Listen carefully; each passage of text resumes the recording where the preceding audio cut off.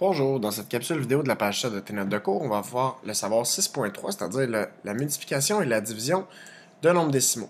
Donc on va commencer maintenant avec la multiplication de nombres décimaux, en faisant d'abord un rappel comme on avait fait dans la dernière capsule vidéo avec les nombres décimaux. Pour les additionner et les soustraire, on avait revu la méthode comptable, donc dans cette page-ci, quand on multiplie, on divise des nombres décimaux qui pourraient être négatifs, c'est le truc du PP.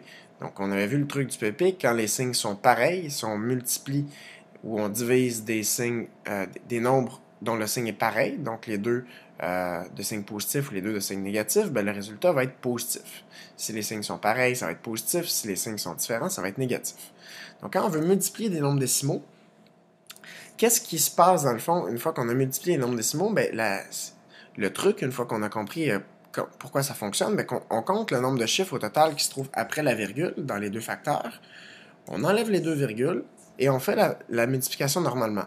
Puis finalement, après, on va faire notre ajustement. On va regarder combien de chiffres on avait au total après la virgule et on va replacer la virgule dans ma réponse pour qu'elle ait autant de chiffres après la virgule que le nombre que j'avais au départ.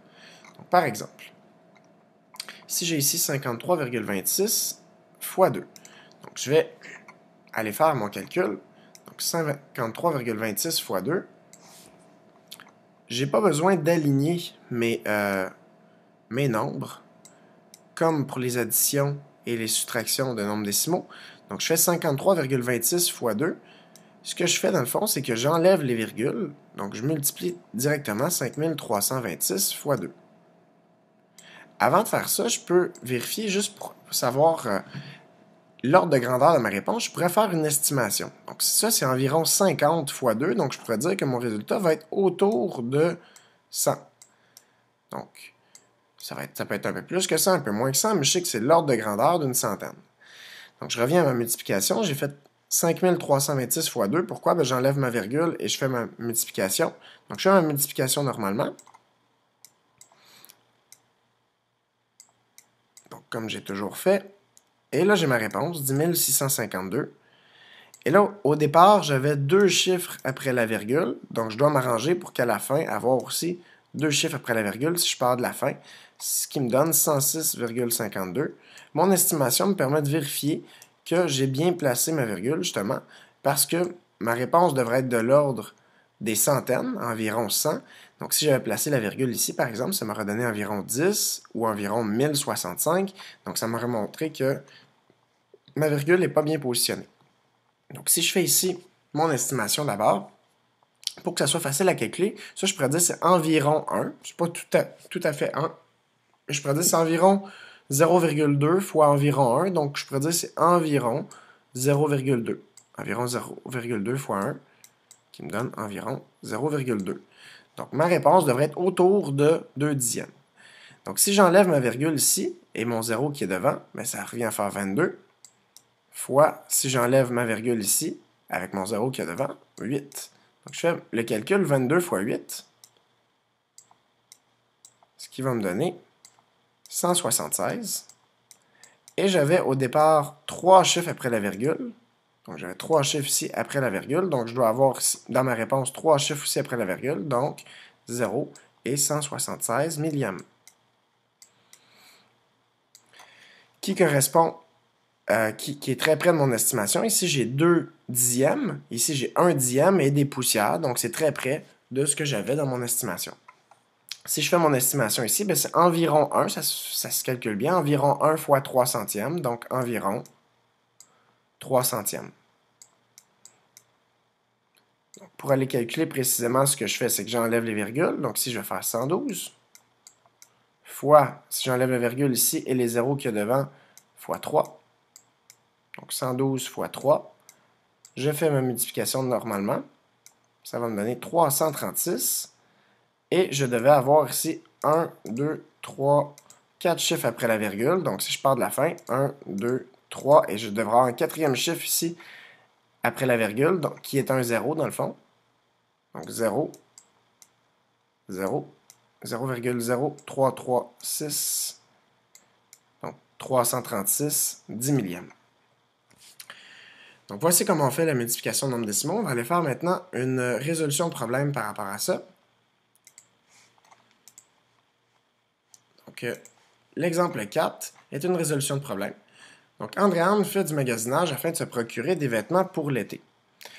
Elle a choisi un short à 29,99 $, un short à 29,99 $, deux camisoles à 14,79 $ chacune et une robe à 35,80 $. Le magasin offre en ce moment un rabais de 20% sur toute la marchandise. Combien lui coûteront ces achats si les taxes élèvent à 12%? Donc, ma question, c'est combien lui coûteront ces achats? Donc, ici, je vais avoir plusieurs étapes, plusieurs calculs à faire. Donc, première étape, ce que je vais faire, c'est aller calculer, pour ma première étape, ce que je vais aller faire, c'est aller calculer le prix des deux camisoles. Donc, le prix des camisoles. Pour aller calculer le prix des camisoles, ce que je vais aller faire, c'est aller faire ces deux camisoles à 14,79 $. Donc, ça revient à faire 14,79 fois 2. Je vais revenir ensuite écrire ma réponse ici. Je vais aller faire mon calcul à droite. Donc, pour faire ce calcul-là, j'enlève mes virgules. Je fais 1479 fois 2.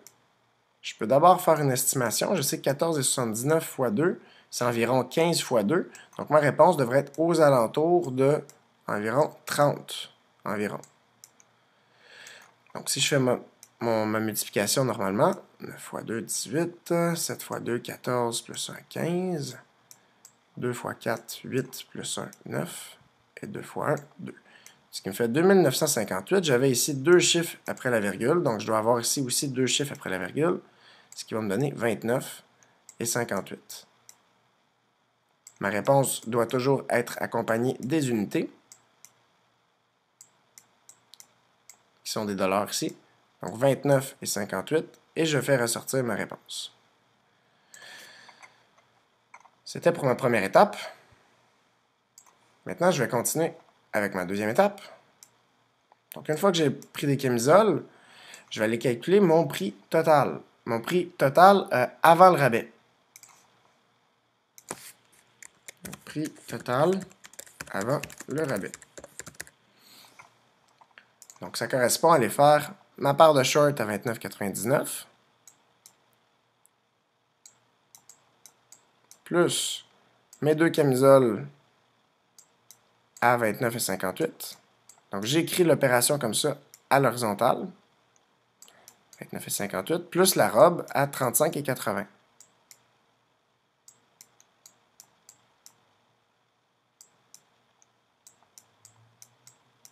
Une fois que je l'ai écrit l'opération à l'horizontale, je vais revenir écrire ma réponse plus tard ici, mais je vais aller d'abord faire mon calcul à droite. Donc 29,99 plus 29,58. C'est important de bien aligner les positions quand j'additionne ou je soustrais des nombres décimaux. Plus 35,80.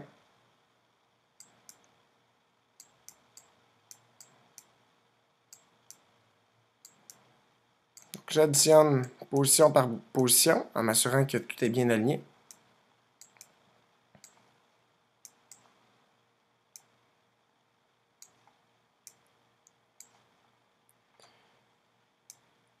Ce qui va me donner 95 et 37. Donc, le prix total avant rabais s'élève à 95 et 37. Maintenant, ce que je vais faire, c'est aller calculer le montant du rabais. Donc, une fois que je sais que mon montant est de 95 et 37, je vais aller calculer mon rabais qui correspond à étape 3, le rabais. Et là, ça va être 20% de ce montant-là. Donc, le rabais va être de 20% de ce montant-là. Et 20%, dans le fond, c'est un nombre décimal. Donc, 20%, je sais que c'est équivalent à 0,12. 0,20, pardon. Je voyais 12%. Donc, 20%, c'est 0,20 ou 0,2 dans le fond. Donc, je cherche 0,2 de ce montant-là, donc fois 95 et 37, Pour aller faire ma multiplication, ce que je vais faire, c'est que je vais aller enlever les virgules. Je vais aller mettre le 2 en bas et le 95 et 37 en haut. Donc, si j'enlève la virgule, ça fait 9537 fois 2, si j'enlève la virgule et le 0. Je peux d'abord estimer, ça c'est environ 100 fois environ 0,2. Si je fais fois 100, c'est que je tasse de 2 positions la virgule vers la droite. Donc ça devrait me faire une estimation, c'est aux alentours de 20. 9537 fois 2 va me donner... je fais mon calcul, étape par étape.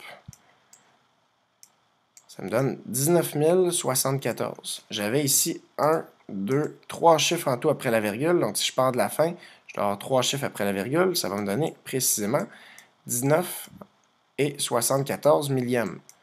Puisqu'on parle d'un contexte d'argent, je vais devoir arrondir au centième dans ce cas-ci. Donc, je vais arrondir. Pour montrer que j'arrondis, je mets mon symbole environ égal.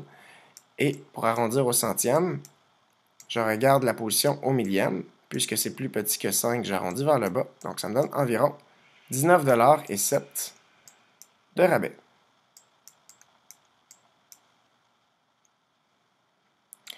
Maintenant, étape 4. Étape 4, je vais aller calculer, maintenant que j'ai le rabais, je vais aller calculer le prix avec ce rabais-là. Donc, un rabais, on enlève. Donc, le prix réduit, dans le fond. Donc, pour trouver mon prix réduit, ce que je fais, c'est mon 95,37 $. 95,37 moins 19,7.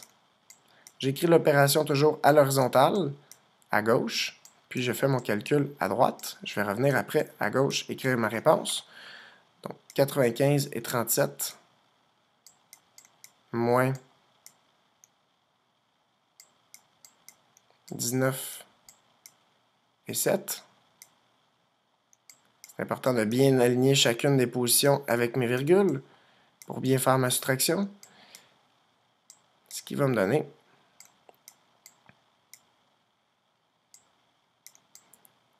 76,30.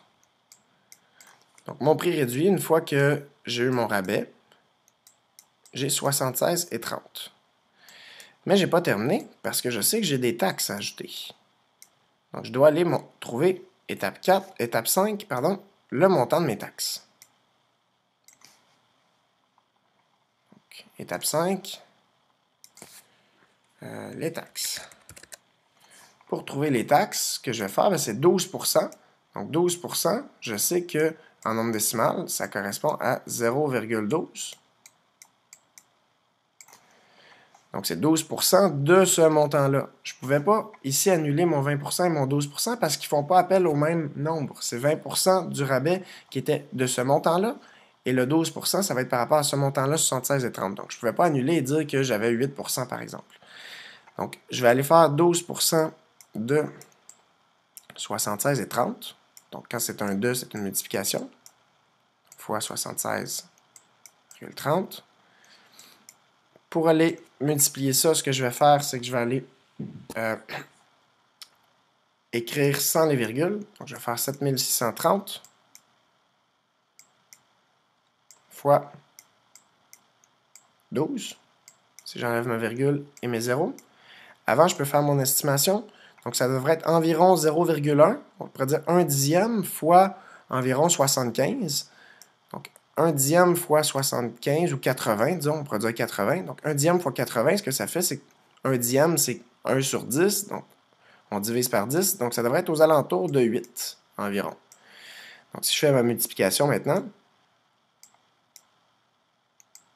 je fais ma multiplication normalement et je vais ajouter à la fin.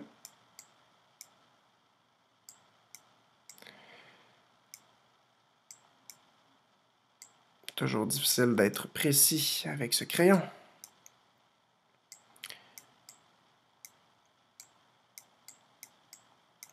Et j'additionne. Donc, si j'ai bien fait mon calcul, je retrouve 91 560. j'avais ici 1, 2, 3, 4 chiffres après la virgule. Donc, ma réponse devrait avoir 4 chiffres après la virgule. Donc, 9,1560. Et puisque c'est un contexte d'argent, je vais devoir arrondir au centième en regardant la position des millièmes. Donc, ça va être environ égal à 9,16 $, qui est près de mon estimation, qui était de 8. Donc, je suis dans le même ordre de grandeur. Donc, c'est environ 9,16 $ de taxes. Ce qui me reste à faire, c'est d'aller calculer mon prix final en étape 6 pour aller rajouter mes taxes. Donc, le prix final va être de mon montant, mon prix réduit, 76,30 $. Quand j'ai un rabais, je l'enlève. Quand j'ai des taxes, je dois les ajouter. Donc, j'ajoute 9,16 $. Je vais revenir ici écrire ma réponse. Je vais aller faire mon calcul à droite. 76,30 plus 9,16 $.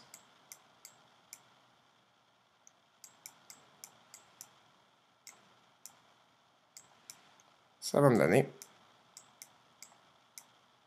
85,46 $. Donc, mon prix final, une fois que j'ai enlevé mon rabais et que j'ai ajouté mes taxes, ça fait un prix final de 85,46 $. Donc, j'ai bien fait ma structure. Chaque étape est identifiée. J'ai mes unités. J'ai fait mes calculs à droite, mes opérations à gauche. Ce qui me reste à faire, c'est de répondre par une courte phrase. Donc, la question, c'était combien lui coûteront ces achats? Donc, ces achats lui coûteront